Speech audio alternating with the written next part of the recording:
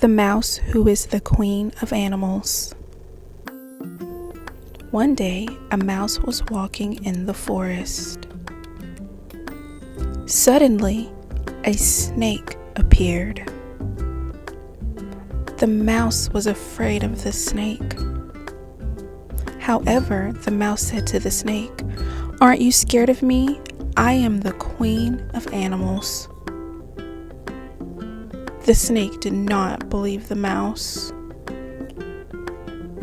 The mouse told the snake to follow her.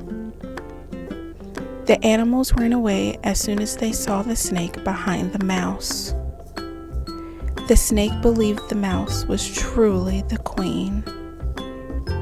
The end.